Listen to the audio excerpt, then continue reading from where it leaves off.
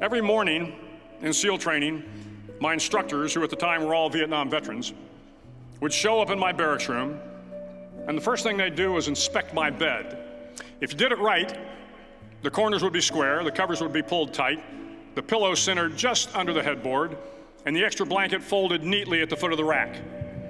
It was a simple task, mundane at best, but every morning we were required to make our bed to perfection. It seemed a little ridiculous at the time, particularly in light of the fact that we were aspiring to be real warriors, tough, battle-hardened SEALs. But the wisdom of this simple act has been proven to me many times over. If you make your bed every morning, you will have accomplished the first task of the day. It will give you a small sense of pride, and it will encourage you to do another task, and another, and another. And by the end of the day, that one task completed will have turned into many tasks completed. Making your bed will also reinforce the fact that the little things in life matter. If you can't do the little things right, you'll never be able to do the big things right. And if by chance you have a miserable day, you will come home to a bed that is made, that you made. And a made bed gives you encouragement that tomorrow will be better. So if you want to change the world, start off by making your bed. During SEAL training, the students are all broken down into boat crews. Each crew is 7 students, 3 on each side of a small rubber boat, and 1 coxswain to help guide the dinghy. Every day, your boat crew forms up on the beach and is instructed to get through the surf zone and paddle several miles down the coast. In the winter, the surf off San Diego can get to be 8 to 10 feet high, and it is exceedingly difficult to paddle through the plunging surf unless everyone digs in. Every paddle must be synchronized to the stroke count of the coxswain. Everyone must exert equal effort, or the boat will turn against the wave and be unceremoniously dumped back on the beach. For the boat to make it to its destination, everyone must paddle. You can't change the world alone. You will need some help. And to truly get from your starting point to your destination takes friends, colleagues, the goodwill of strangers, and a strong coxswain to guide you. If you want to change the world, find someone to help you paddle. Over a few weeks of difficult training, my SEAL class, which started with 150 men, was down to just 42. There were now 6 boat crews of 7 men each. I was in the boat with the tall guys, but the best boat crew we had was made up of the little guys, the Munchkin crew, we called them. No one was over 5'5". The Munchkin boat crew had 1 American Indian, 1 African American, 1 Polish American, 1 Greek American, 1 Italian American, and 2 tough kids from the Midwest. They out-paddled, outran, and outswam all the other boat crews. The big men in the other boat crews would always make good-natured fun of the tiny little flippers the Munchkins put on their tiny little feet prior to every swim. But somehow these little guys from every corner of the nation and the world always had the last laugh, swimming faster than everyone and reaching the shore long before the rest of us. SEAL training was a great equalizer. Nothing mattered but your will to succeed, not your color, not your ethnic background, not your education, not your social status. If you want to change the world, measure a person by the size of their heart, not by the size of their flippers. Several times a week, the instructors would line up the class and do a uniform inspection. It was exceptionally thorough. Your hat had to be perfectly starched, your uniform immaculately pressed, your belt buckle shiny and void of any smudges. But it seemed that no matter how much effort you put into starching your hat or pressing your uniform or polishing your belt buckle, it just wasn't good enough. The instructors would find something wrong. For failing the uniform inspection, the student had to run, fully clothed, into the surf zone, then wet from head to toe, roll around on the beach until every part of your body was covered with sand. The effect was known as a sugar cookie. You stayed in the uniform the rest of the day, cold, wet, and sandy. There were many a student who just couldn't accept the fact that all their efforts were in vain, that no matter how hard they tried to get the uniform right, it went unappreciated. Those students didn't make it through training. Those students didn't understand the purpose of the drill. You were never going to succeed. You were never going to have a perfect uniform. The instructors weren't going to allow it. Sometimes, no matter how well you prepare or how well you perform, you still end up as a sugar cookie. It's just the way life is sometimes. If you want to change the world, get over being a sugar cookie and keep moving forward. Every day during training, you were challenged with multiple physical events: long runs, long swims, obstacle courses, hours of calisthenics, something designed to test your mettle. Every event had standards, times you had to meet. If you failed to meet those times, those standards, your name was posted on a list, and at the end of the day, those on the list were invited to a circus. A circus was 2 hours of additional calisthenics, designed to wear you down, to break your spirit, to force you to quit. No one wanted a circus. A circus meant that for that day, you didn't measure up. A circus meant more fatigue, and more fatigue meant that the following day would be more difficult, and more circuses were likely. But at some time during SEAL training, everyone made the circus list. But an interesting thing happened to those who were constantly on the list. Over time, those students who did 2 hours of extra calisthenics got stronger and stronger.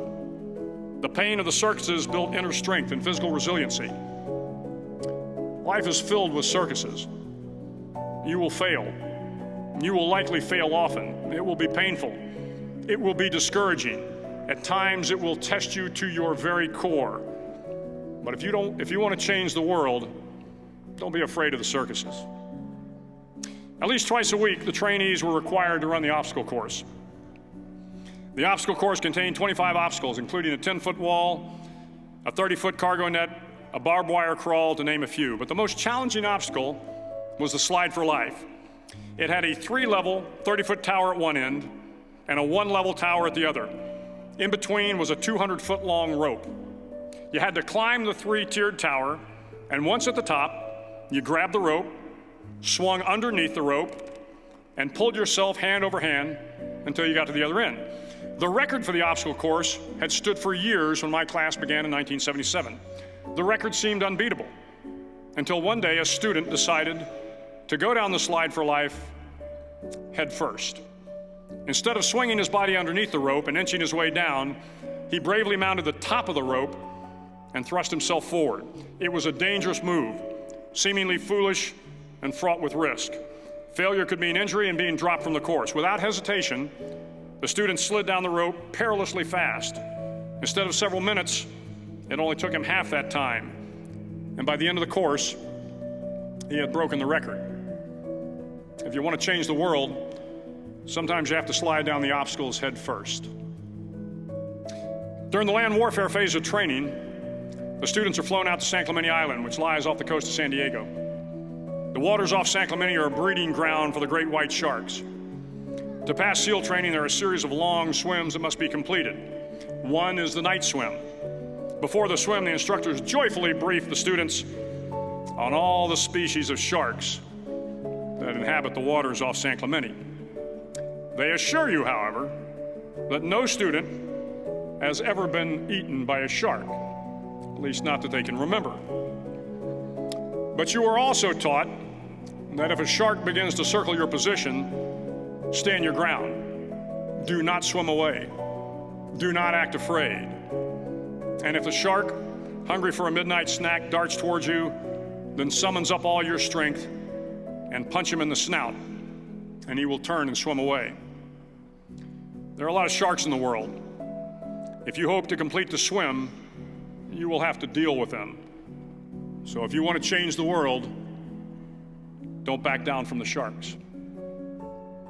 As Navy SEALs, one of our jobs is to conduct underwater attacks against enemy shipping. We practice this technique extensively during training.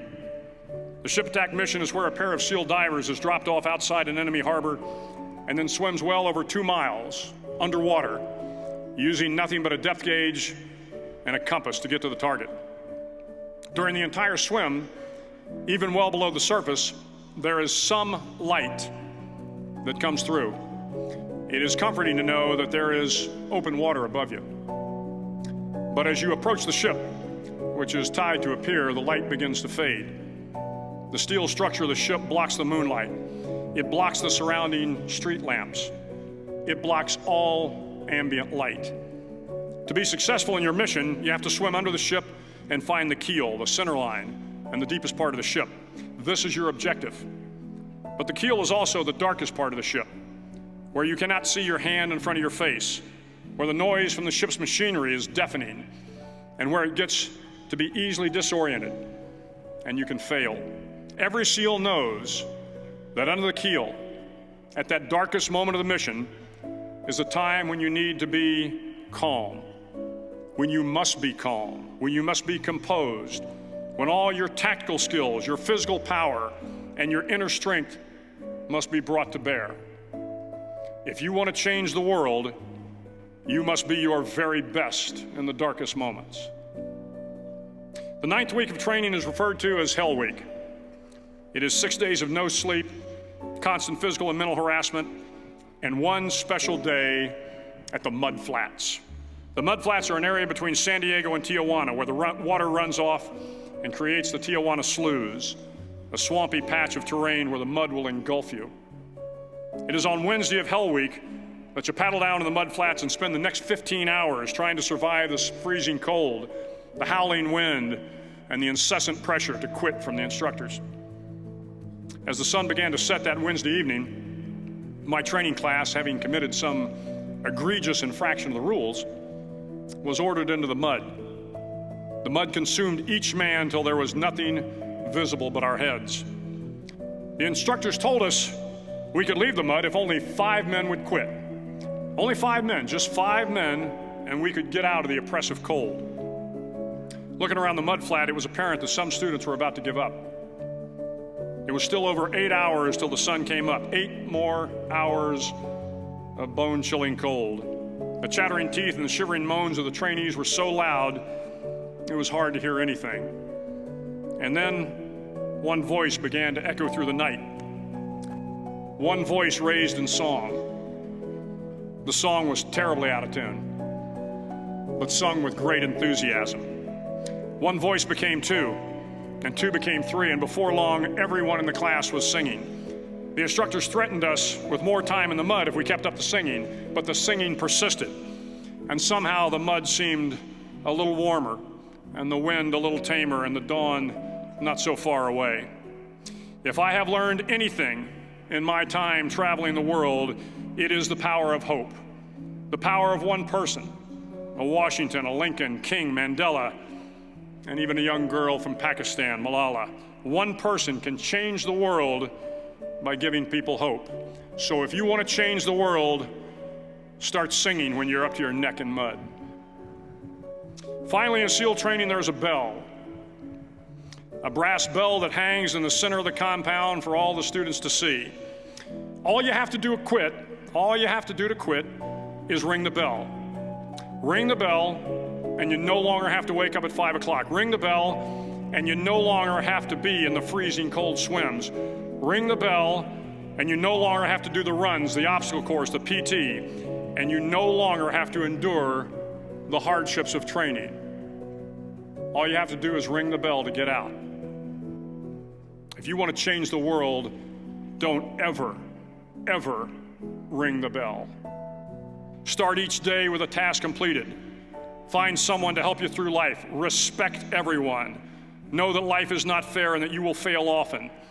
But if you take some risks, step up when the times are the toughest, face down the bullies, lift up the downtrodden, and never, ever give up. If you do these things, the next generation and the generations that follow will live in a world far better than the one we have today. And what started here will indeed have changed the world for the better. Thank you very much. Hook 'em horns.